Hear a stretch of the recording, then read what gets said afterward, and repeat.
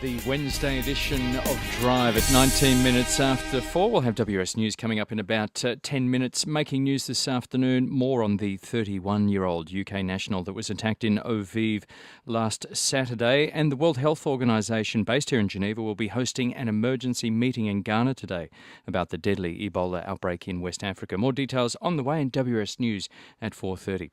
Phil Lynch has been in Geneva for close to 18 months. He's the director of the International Service for Human Rights, which is an NGO dedicated to promoting and protecting human rights. Phil has a background in human rights law. He is a former executive director of the Human Rights Law Centre in Australia. He celebrates the fact that International Geneva is a hub for international human rights activity, and it brings people from all over the world, as we know. And like most of us, Phil relishes the lake with his family in the summertime and the ups in the wintertime. Phil is also from my hometown of Sydney, down under. Phil Lynch, g'day. G'day, Tony. It's a pleasure to be with you. Indeed. Phil, just before we get to human rights and talking about life for the family here in the Lake Geneva region, we used a common colloquial greeting in saying g'day. I'm curious about how we adapt our cultural background when we come to a place like this in order to fit in. Anything in particular that you're more mindful of so as to not offend? One thing that I had a very particularly Geneva experience on Sunday. Actually, it's as you know from Australia, one of the great things we do on a Sunday is mow the lawn and cook a barbecue in the lake. And I set aside Sunday thinking I'll mow the lawn, I'll trim the hedges, and then I'll top all that off with a barbecue. And got into it and was promptly told by my Swiss neighbour that was a no-no on a Sunday. Sunday was a day of rest and relaxation and quietude. Yes, I think a few of us might have made that mistake previously as well. Phil, the other one I found here too is that I find we tend to fill up a glass of wine a little bit more back home. And here, when I fill it up as much as I would fill it up back home, people sort of look at me as if to say, are you an alcoholic or do you want to get me drunk? Or what's just to confirm the Australian stereotype. Totally. You've been here now for over a year. How would you rate the experience in the Lake Geneva region to date? I love living in Geneva. It's a very, very international city. Obviously, for me, working in the area of human rights, it's really the epicenter of the international human rights world. And for an Australian who's used to living so remotely from the rest of the world, it's incredible to be in a place which is such an international hub and which is so proximate and accessible to other regions, and which enables travel around other regions so readily. Yeah, how did you get to be here? Because you've got a background in human rights law. You're a former executive director of the Human Rights Law Centre in Australia. How did you actually get the job here in Geneva? So, yes, I worked with a national organisation in Australia focused on predominantly Australian human rights issues and also issues in the Asia-Pacific region. But it was a role that brought me reasonably frequently to Geneva to undertake international advocacy on those domestic and regional issues, to shine a spotlight on issues like Indigenous rights in Australia and Australia's treatment of refugees and asylum seekers. And through coming back and forth to Geneva, I was exposed to an incredibly committed global community of human rights activists and defenders working on diverse issues, but unified by a commitment to the promotion and protection of universal rights. And I was also really introduced to the importance of the international human rights mechanisms here in Geneva in terms of ensuring accountability for human rights violations, promoting respect for human rights, and exposing human rights abuses around the world. And it's something that I was then really motivated to come from Australia to work on in a much more concentrated way. What motivates you about ensuring that human rights around the world are protected?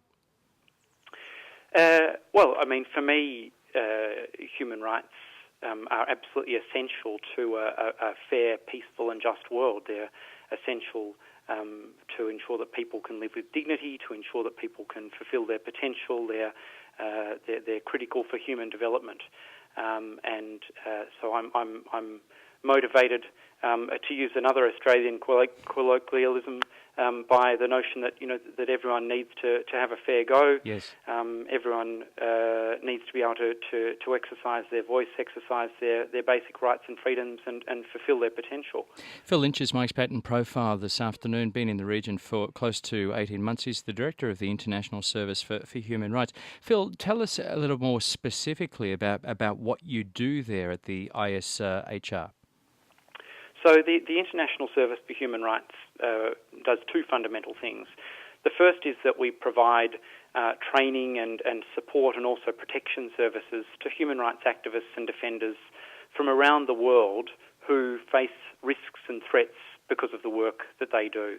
Obviously it's not an issue in Geneva, but in many parts of the world, advocating on women's rights, advocating against discrimination on the basis of sexual orientation or gender identity, bring you face to face with vested interests, with traditional values, and with, in many cases, vehement opposition, and that can expose human rights activists and defenders to serious risks and threats and attacks, and sometimes even loss of life.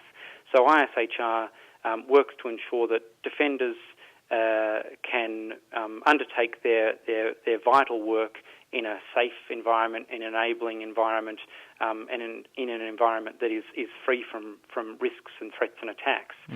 The other side of our work is ensuring that the international human rights system works for human rights activists and defenders, that it provides an accessible platform where people can come and exercise their right to free speech, where people can shine a spotlight, an international spotlight on human rights abuses that are often not seen or are suppressed at the national level.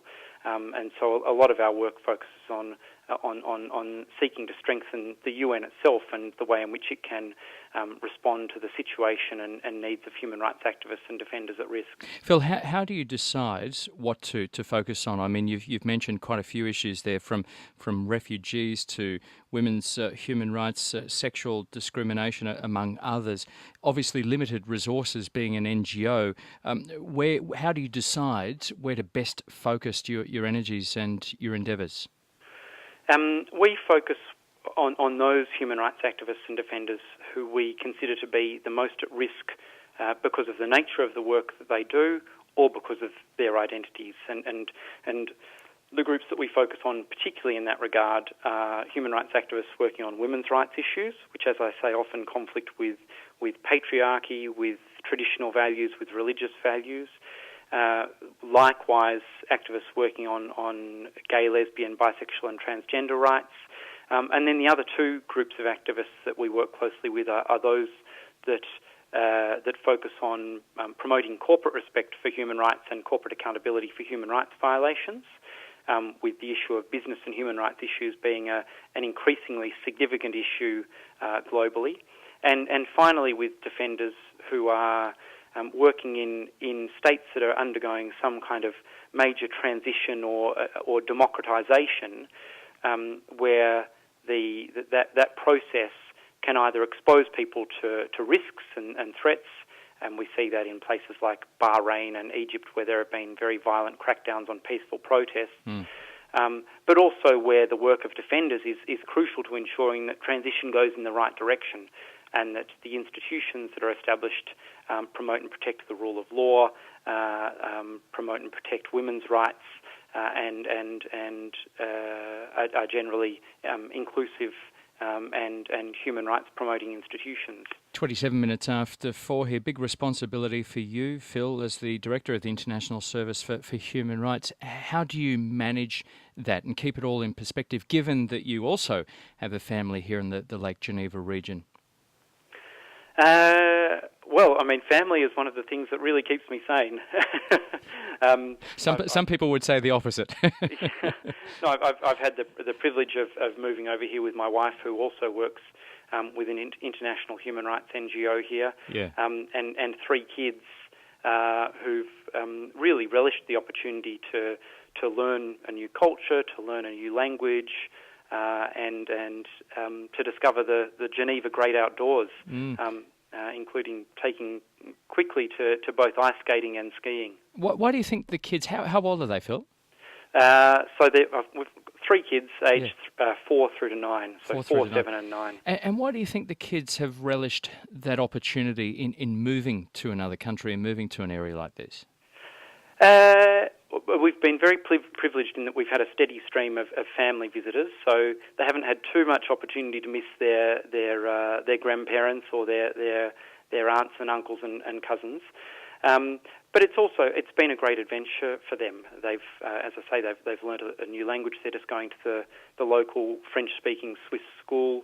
They've had the opportunity to try a whole range of activities that they would never have been able to participate in Australia, like ice skating, like skiing, and so on. And we've also really tried to take the opportunity to use Geneva as a base for travel around Europe. Yes. What have you seen so far that you've enjoyed elsewhere? So we took them just a couple of weekends ago to London, actually, and they loved London, doing a Harry Potter tour and seeing a Matilda musical and going to the Natural History Museum and seeing dinosaurs. So the accessibility of Europe and the world at large is a great advantage of Geneva. Yes, and the availability of those low-cost fares as well. Phil, you mentioned that your wife also works for an NGO. Do you talk shop at home? Do you talk about work at home? Probably too much, but that's long been the case. Our careers have followed very similar trajectories. Both started as commercial lawyers and then moved into human rights law about 15 years ago, and have worked closely together ever since. So it's human rights is something that's always infused both our personal and professional relationships. Did it get to a point back home where you had gone as far as you could and you needed to branch out, you needed to look elsewhere in order to advance those professional opportunities? No, I don't think so. I was working with a fantastic organisation in Australia, and there's no shortage of fairly serious human rights issues to focus on in Australia, including the very significant life expectancy gap between Aboriginal and non-Aboriginal people, the mandatory indefinite detention without review of refugees and asylum seekers who arrive in Australia by boat. So it's not like I'd run out of things to do in Australia, but there was a fantastic opportunity that presented itself to work in the international community, to work with the international human rights mechanisms, and to work with courageous human rights defenders from around the world, who literally put their lives on the line to promote and protect the rights of others, and that was an opportunity too good to pass up. I'd be interested to speak with you another time, Phil, about those courageous human rights defenders that you refer to. A couple of quick questions as we wrap up this afternoon. What's the longer-term plan? You've been here for 18 months. What are your thoughts? So we're here for an indefinite period, and really relishing the opportunity. And in terms of human rights around the world, what's the one issue? Where is your biggest concern at the moment? What's the one issue that keeps you awake at night? I think the issue of accountability is possibly the most pressing. We need, I think, to really strengthen global mechanisms for accountability for serious human rights violations, because it's only through holding people to account for human rights violations that will ensure that they're prevented in the future. All right, and one final question. Where's a bright spot, a bright light? I always like to look at the positives as well. Where's a bright light or a bright spot around the world where things are being done well when it comes to the protection of human rights? I mean, I think that the globally there's been not steady but incremental progress in a range of areas over the last number of decades, including in reducing racial discrimination, including in the recognition of same-sex relations and the abhorrence of discrimination on the basis of sexual orientation and gender identity. But the one thing, as I say, that is the bright light for me and inspires me is these people that are prepared to dedicate their lives and literally risk their lives to promote and protect the rights of others and ensure that others have the ability to live with dignity and fulfil their human potential. And that's what keeps me going. We'll make that a topic for next time we catch up, talking about some of those courageous defenders. We'll finish up with another common colloquial expression: see you around like a rissole. See you around. Thanks very much, Tony. No worries. Thank you, Phil. Okay, bye-bye. Phil Lynch, who is the